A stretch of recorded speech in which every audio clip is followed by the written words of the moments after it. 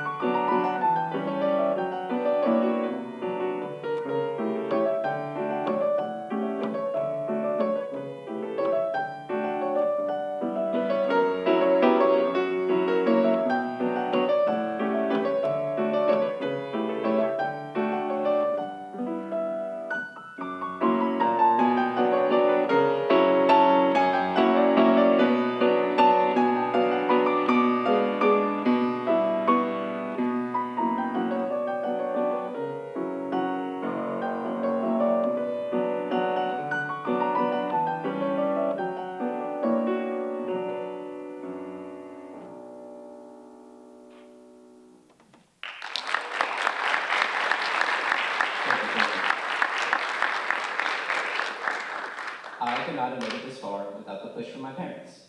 There have been so many times where I'd come home from tennis practice or baseball practice or whatever I was doing when I was younger, and my mom would always ask me, "Can I hear the songs that you've been practicing?" And as exhausted as I was from what I was doing, I would go and practice.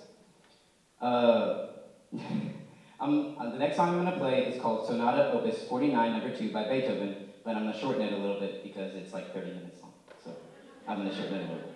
But yeah.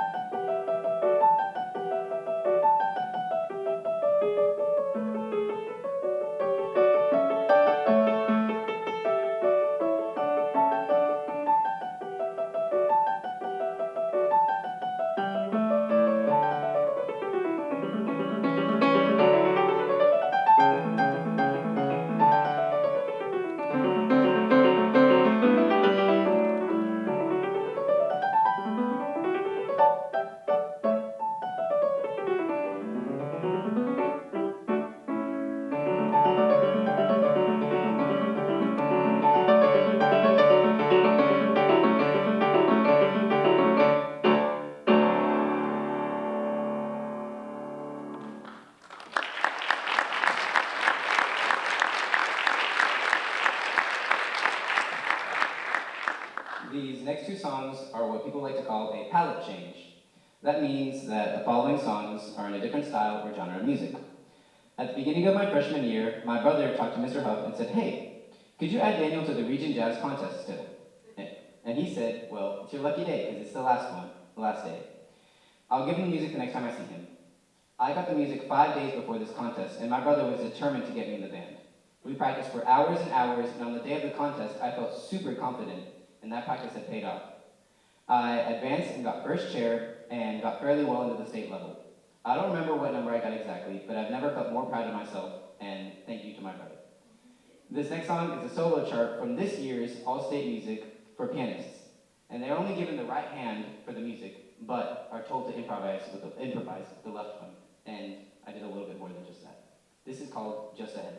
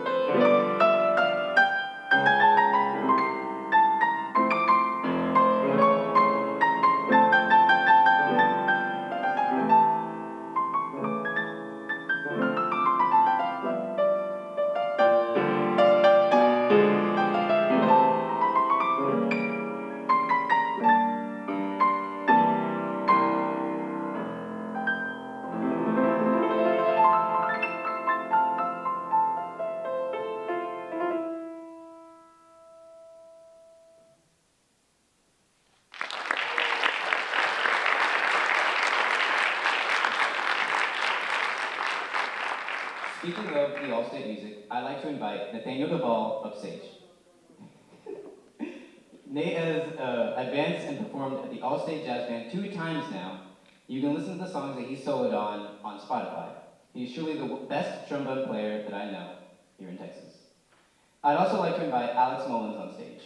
He has advanced the area multiple times on trumpet, and also multiple times on concert region for French horn. He was a state runner-up for French horn, and he's one of the most talented players I know. He's currently performing in 4 different ensembles at UNT. This song is one of the songs that we had auditioned for in the 2024 All-State Region Jazz Band. This is called Cuban Fire Ant Suite.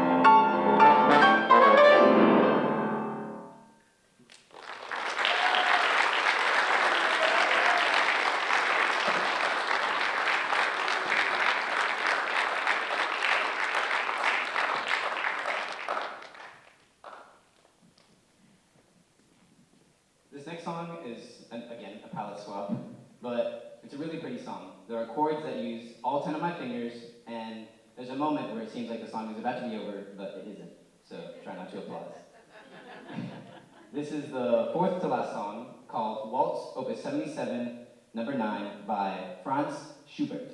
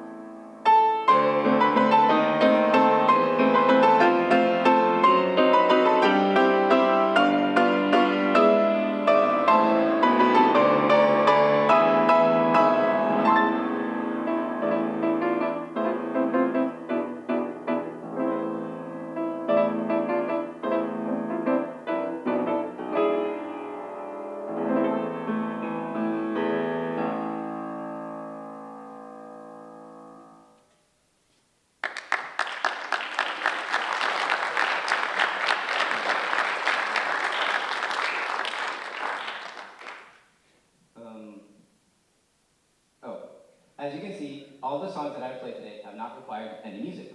Something that has come really easy to me has been memorization. Ever since I've been a little kid, I've always been playing without music, or I've been reading it and just not like playing with music. When you play with music, it requires both sides of your brain, and for piano, these are both your hands. Typically, piano teachers try to get the student to look at the music rather than to look at your hands. That way you can get the notes right and you can read the music and use your peripheral vision to play the piano. I kind of did the opposite. I've trained my ears and mind to read the song maybe once or twice and be able to play it, just as it comes by. I say that because this next song is a very challenging piece to memorize. There are tons of similar chords that just squeeze in, and the right hand barely changes, so yeah. It's a very interpretive song called Prelude Opus 29 by Frédéric Chopin.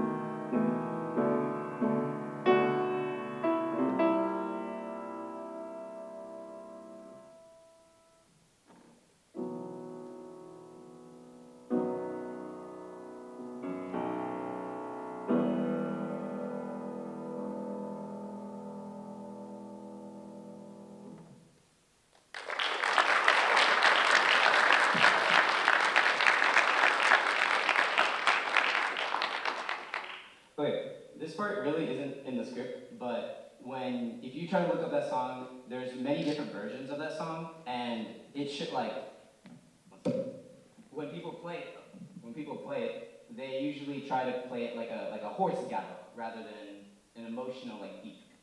So some people, you can hear it like online on YouTube, people play it like,